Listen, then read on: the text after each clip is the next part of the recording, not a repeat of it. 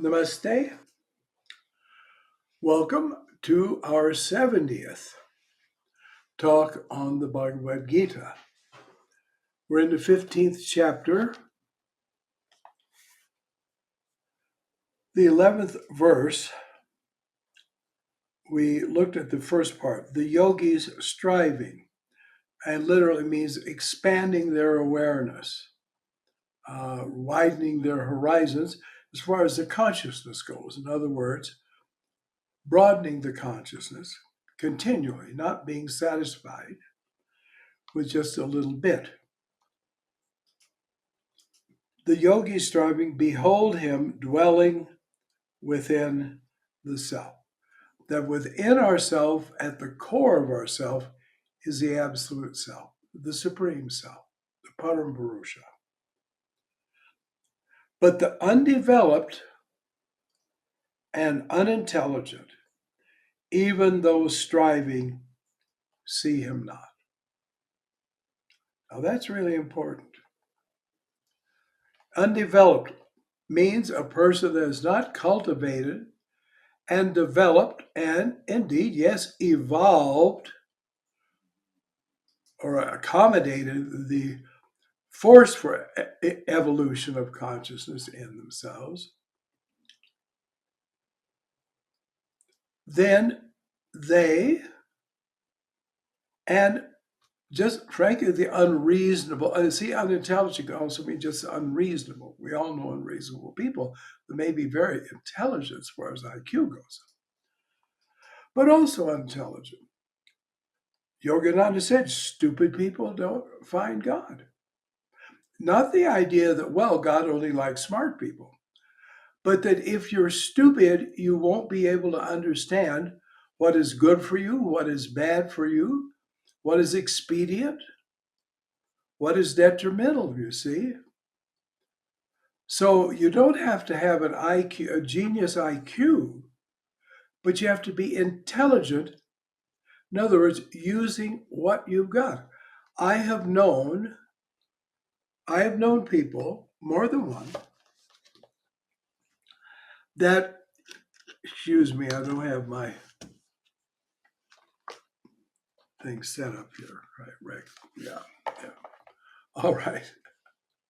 So, and there are people then that don't prepare ahead of time like me. So I have known people that, if given an IQ test, would definitely have tested as subnormal. But they had real spiritual intelligence. I mean, real spiritual intelligence. I knew one young boy, very sincere, very wonderful, very pure-minded person. And he was just plain dumb. But he had learned spiritual principles, disciplines, but principles, ideals. And he believed them and held to them because, as I say, he was a very pure soul. So you see, intuition was operating it. So if you're unintelligent, but you're intuitive, you can sometimes manage better than people who are very, very highly intelligent. So this young man was in a certain spiritual position and having acted externally in such a way that he had taken a stand exteriorly for what was right and true. And there were these two men that had sold their souls. They were both genius IQ. One was very well known as a writer on religious subjects here in America, and was very famous back in his home country of Greece also. And another was also remarkably intelligent, very erudite man. But they both were compromisers. And this young man didn't compromise. So I was there. I was having to do some work around. This was when I was living in a Eastern Orthodox monastery. Frankly, I was doing the dishes in the kitchen. There was my level of fuxity. And they'd come to gang up on him, and they couldn't sit in the kind of living room, visitors' room of the monastery because they had been caught.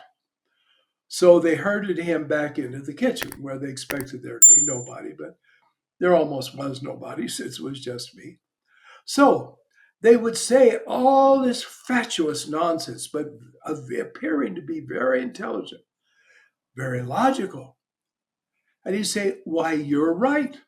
And he would repeat back to them exactly the opposite of what they had said. Because in the goodness of his heart, he couldn't imagine him saying anything different.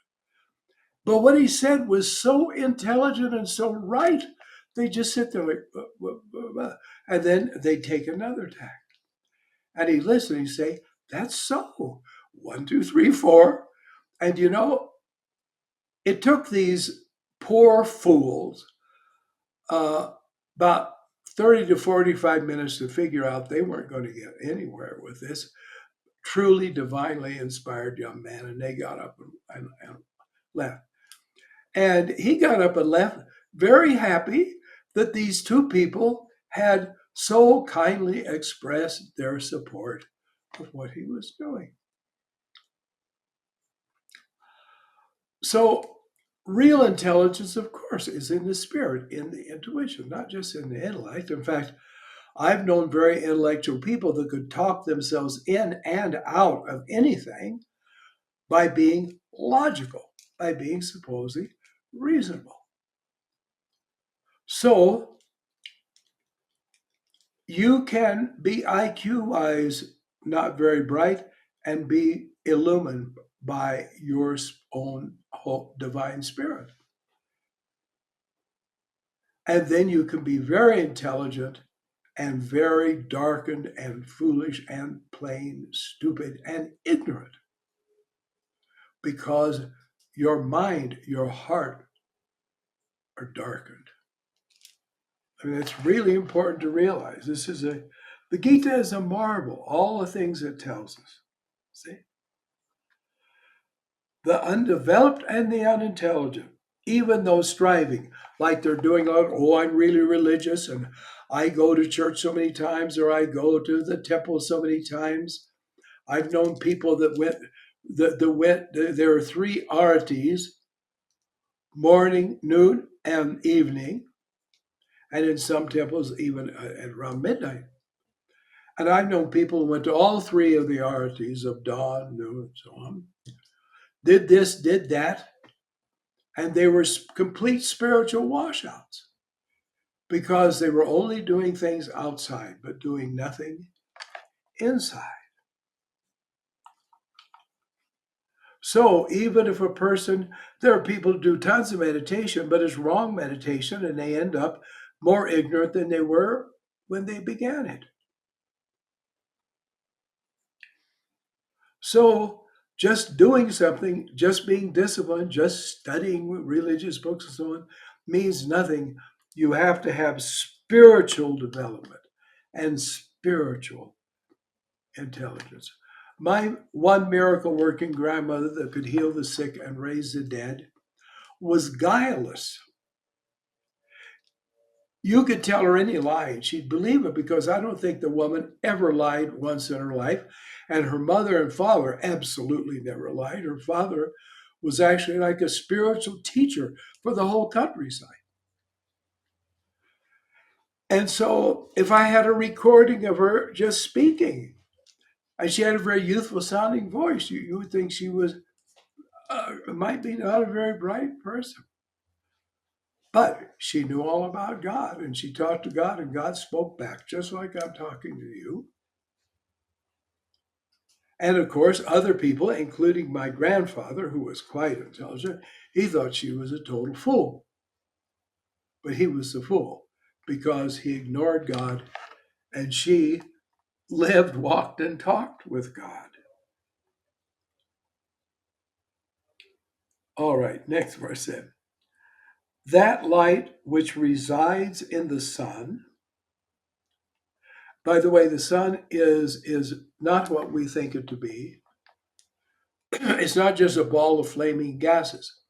It's actually a ball of exploding astral energies that come in and manifest as physical gases, but it really is a metaphysical entity, which is why in India from ancient times, people salute the sun at morning and evening and recite prayers to the sun.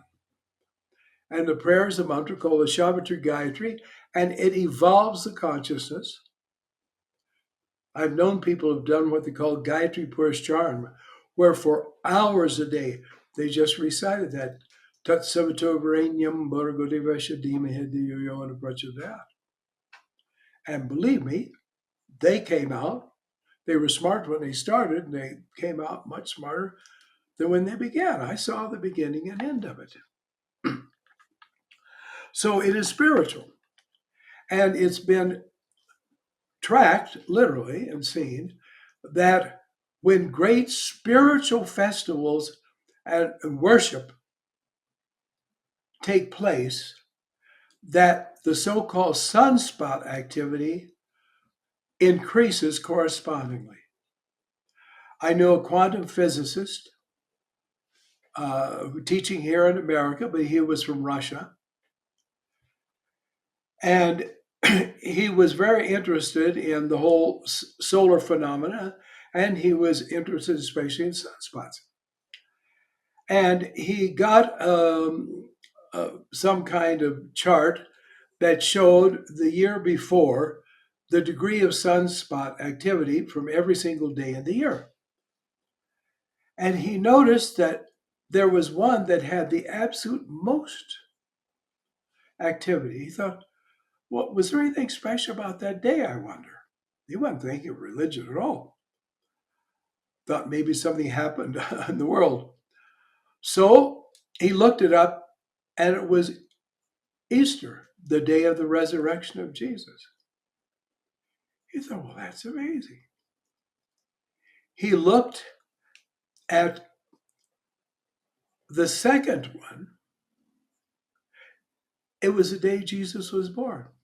So anyway, in the Eastern Christian Church, they have 14 major feast days or celebration holy days in the year. And every one of those feasts was a day of intense sunspot activity, and those 14 days were the 14 days in that year where there had been the most sunspot activity. What did that mean? It meant that the sun, which is the divine power,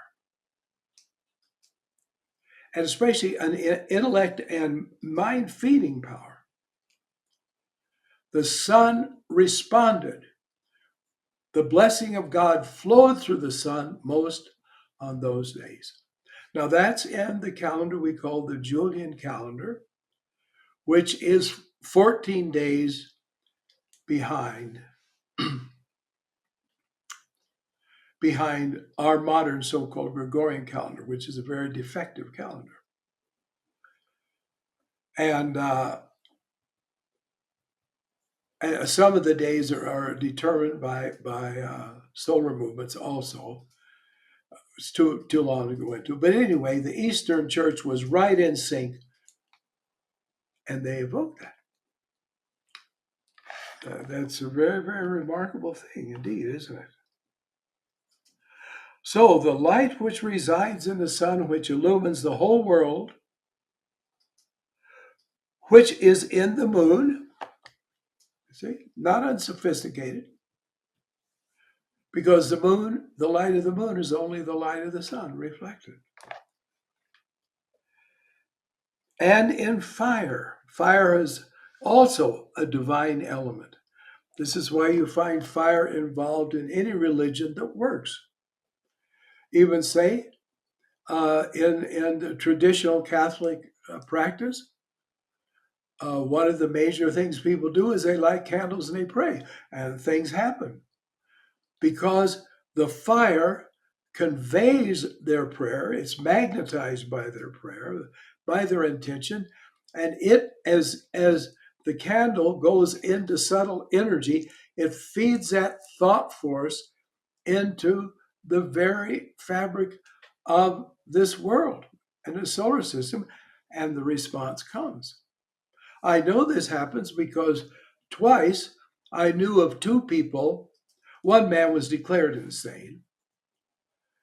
He escaped from the mental institution and showed up at the door of a friend of mine who had someone staying with him who the crazy man knew. The man had escaped. He'd escaped from the mental institution in San Francisco. And he'd gotten down there, and there he was. He landed on him. But he was suicidal.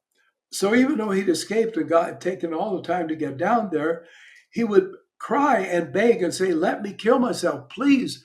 They keep me from committing suicide in that place. Please help me. I want to kill myself." And so I was going to summer school at UCLA. My friend was in one of my classes, and he said, "I'm about to go nuts because this nut is home. We can't leave him alone, or he'll go in and get a knife out of the kitchen and kill himself." And we're both just at wit's end. We don't know what to do. Well, for the first time, I went into a Catholic church that day. I was with a friend, a yogi friend of mine, actually, and we'd gone to pick up some cleaning that my friend had left at the cleaners, and right across uh, the street was a beautiful big Catholic church. And she said, "Why don't we go over? Because it has a sacred atmosphere. We could even sit and meditate a little bit." Well, we did, and I saw, well, there were candles burning in his home. So there was a beautiful side chapel with a mosaic of Jesus. And so I lit a candle and prayed for that man, the crazy man. And when I saw my friend the next day, I said, "Well, how are things going?" He says, "Perfect." He said, "At one point yesterday, he became totally sane. And he himself went to a local psychiatrist and kind of turned himself in. And the psychiatrist talked to him and said, 'There's nothing wrong with you. You just need a job. Go on.'" And another time, uh, a friend, a yogi friend, was being visited by another yogi friend from New York who was also on the verge of just going off the edge for different problems she had, et cetera, et cetera. They were real problems. I knew some of them. And she was just utterly in confusion. She was kind of had run to my friend's place to just sort of hole up there and hide. So I went down to the mission. Los Angeles is the last words of the Spanish title, Our Lady, Queen of Angels, Angelus, you see. And so I went there. That was the mission was there before there was any LA at all. So I went there. I went to the noon mass, and they had a beautiful side chapel to the Virgin Mary. So I went in and I lit a candle, and I prayed especially for her to bless Gia. That was the name of this woman. I had never met her. And then later on, early evening, I went to my friend's house and I met Gia, and Gia seemed just fine to me. And I said to Gia, "Well, how have things been going with you?" And she said, "I thought I was losing my mind. But today, around noon, my mind just went into place and I was all right." And that was the exact time I lit the candle. So fire is a great occult spiritual force. This is why in Sanatana Dharma, the Havan, the Yajna, is so important. It's just a cornerstone of everything. And in a true Sanatana Dharma household, the Yajna is done every single day, at least morning and evening, except, of course, in modern times, people's schedules supposedly, prevent them. Though Never found anybody that were really prevented by anything in their life if they really wanted to do that thing. I'll say so. Well, we're at 20 minutes. Let's do it right, and then we can go further on in this. Namaste. Thank you.